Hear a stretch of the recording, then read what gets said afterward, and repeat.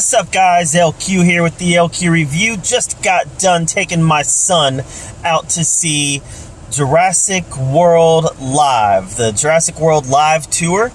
We got to go to the Schottenstein Center in Columbus to watch it, right there on Ohio State's campus, and I gotta tell you, it was a lot of fun. So, as a Jurassic World fan, yes, this did everything that I wanted it to do. First of all, it was a very kid-friendly, family-friendly program, but it definitely had the stakes of a Jurassic World movie. As long as you were able to kind of suspend your disbelief and understand, yes, I'm watching a stage show, it's not going to have the same kind of thrills that a live-action movie is going to have. But what this show did, what this play did, was it bridged the gap between Jurassic World and Jurassic World Fallen Kingdom. So the beginning of this play takes place concurrently with Jurassic World. You've got Owen, who, by the way, Owen or Claire, neither one are in this. Neither is Hoskins. They're all referenced. But they reference how Owen is working on this military application for raptors, the training application for raptors.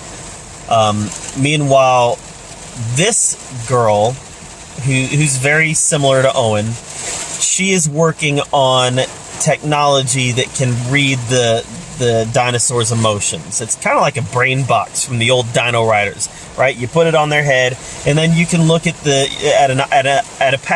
tablet, and see kind of what their emotions are. Not very, they're not like reading the dinosaurs' minds, but it's like, are they content? Are they happy? Are they scared? Are they angry? Those are the types of emotions that you can read. And, they're working on a, I forget what kind of dinosaur it was. But they're trying to read the emotions from a dinosaur that is, I think it was a theropod. I don't know. It reminded me kind of a skinny raptor. But they talk about how it is a predator, how it is a dangerous animal, but it's just as intelligent as raptors are. And they're working directly with this, like I said, I want to call it a theropod. I'm probably wrong. But they're working directly with this predator when the Indominus Rex gets loose and everything goes to crap. And they have to evacuate the island.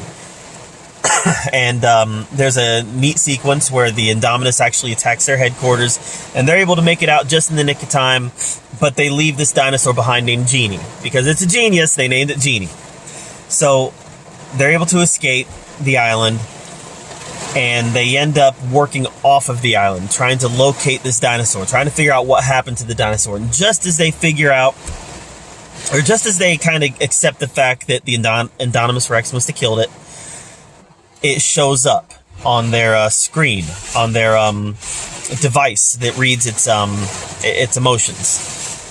And they realize that it is not on the island anymore. It's not on Isla Nublar. It's been taken off by the Maserati Corporation and taken to another island where they can now work on the military applications that they've been working on. So her and a couple of her friends, they stage a rescue mission at the Maserati Corporation over on this island. They rescue the dinosaur, and they find out during the process that the dinosaur actually had eggs. That it did have eggs, and the eggs were left behind on Isla Nublar. So now it's become a mission where they're trying to reunite this dinosaur with the eggs. So they go back to Isla Nublar, and really that is where we get the bridge to Jurassic World Fallen Kingdom, because they end up on the island. We see a lot of the dinosaurs from the island, and they leave it there after their adventure, which they do go through a series of adventures. After their adventure, they end up leaving the dinosaur there with its egg, and they all leave Isla Nublar to allow life to take its course. And we saw where that leads us at the beginning of Jurassic World Fallen Kingdom. But overall, Very, very interesting story. Very much a side story to the main action, but a very interesting story nonetheless. You had all the dinosaurs that you would want to see in this, right? You had the Indominus. You had the T-Rex. Guys, okay, so this is a problem. This is a problem. This play does nothing. It does nothing to de-superhero Blue. Blue has become a superhero. Blue is the superhero of the Jurassic Park franchise, and this play does nothing to undo that. Blue's a straight-up superhero in this. Blue's a straight-up superhero.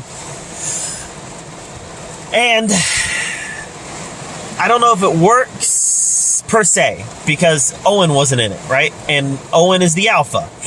In this, they say it works because Blue's communicating with Genie, yada, yada, yada. But Blue's a straight-up superhero. But yeah, so we got the Raptors, we got Blue, we got the T-Rex, Triceratops, Stegosaurus. We get an attack from pterodactyls, a really cool attack scene that actually involves a human going airborne. Lot of fun, and guys, the dinosaur sequences are really well done. Yeah, it's a mixture of puppetry and animatronics, but I gotta tell you, it was convincing and very well done. And as long as you're able to kind of suspend your disbelief a little bit, you're able to get sucked right into it and really enjoy it. Here's I wanted to take just a second and show you some of the photographs that I took of the play, and I'll be back in just a second. But check these out.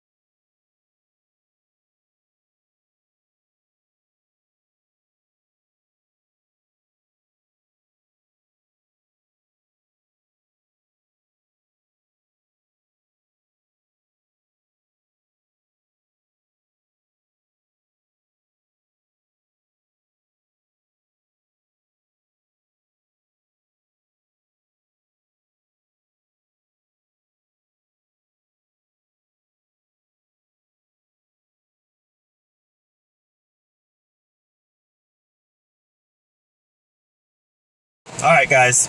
So I hope you like those. So bottom line is, yeah, it was a good show. It was a good show if you're a Jurassic Park fan.